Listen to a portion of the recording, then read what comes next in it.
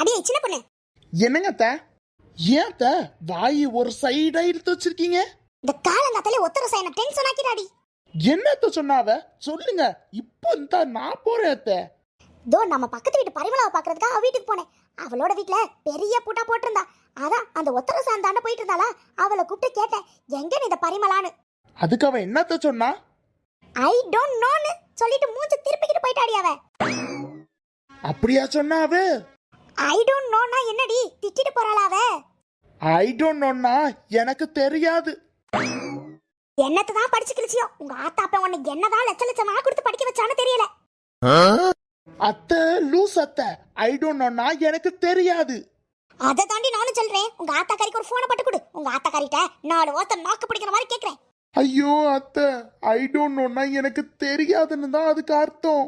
இவங்களுக்கு எப்படி சொல்லி நான் புரிய வைப்பேன்னு தெரியலையே. எப்பா சின்னதர, ஒரு 5000 ரூபாய் இருந்தா எனக்கு கூட. பக்கத்து வீட்டு பரிமளாக்கு கொஞ்சம் காசு கொடுக்கணும். அவ வந்து கேட்டுட்டே இருக்காப்பா. ஏமா நீங்க நேத்தே சொல்ல வேண்டியதானே? நேத்து சம்பள காசு வாங்கிட்டு வந்து அந்த சின்ன பொண்ணு கிட்ட தாமா கொடுத்தேன். அவகிட்ட கொடுத்தா முதல்ல வாயில போன மாதிரில இருக்கும். அச்சச்சோ, இப்ப என்னப்பா பண்றது? அதாமா அவகிட்ட இப்ப கேட்கவும் முடியாதே. சரி இங்க வா, ஒரு ஐடியா சொல்றேன். அது மாதிரியே பண்ணு. என்னப்பா புரிஞ்சுச்சா?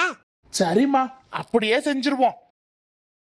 ஹலோ, என்னடி என் மருமவை பத்தி ஏதாவது குறைச்சனீங்க? அவ்வளவுதான். இந்த மாதிரி மருமவை எனக்கு கிடைக்க நான் ரொம்ப கொடுத்து வச்சிருக்கணும். நல்ல வேலை உங்க இடத்துல இருந்து நான் தப்பிச்சேன்ப்பா. உங்க மருமவ மாதிரிலாம் என் மருமவ இருக்க மாட்டா. ரொம்ப தங்கமானவ. சரி நான் வைக்கிறேன், பரவு பேசுறேன். எப்பா சின்னதர என்னம்மா? எப்பா எனக்கு ஒரு 5000 ரூபாய் இருந்தா தாப்பா, நான் அப்புறமா தரேன். பரிமளா வேற என்ன திட்டிட்டே இருக்கா. அவகிட்ட இருந்து ஒரு 5000 ரூபாய் கை நீட்டு வாங்கிக்கிட்டேன்.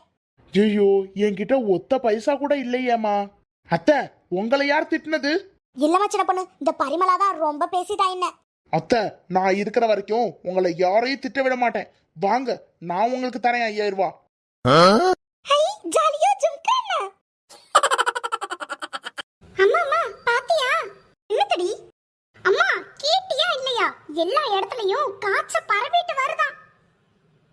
ஆமாடி, நானும் கேள்விப்பட்டேன். மூளை காய்ச்சலாமே பக்கத்து வீட்ல கூட 5 பேருக்கும் வீட்ல பரவி இருக்குடி. நாத்து, இப்ப ஏன் இப்படி ஆடிட்டு இருக்க நீ? அண்ணி எல்லா இடத்துலயும் மூளை காய்ச்சல் பரவிட்டு வருதா அண்ணி. அதான் அம்மாவை பார்த்து இருக்க சொல்லிட்டு இருக்கேன் அண்ணி. அடியே லூசு நாத்து, அதெல்லாம் மூளை இருக்கிறவங்களுக்கு தான் வரும். உங்க 2 பேத்துக்கு எப்படி வரும்?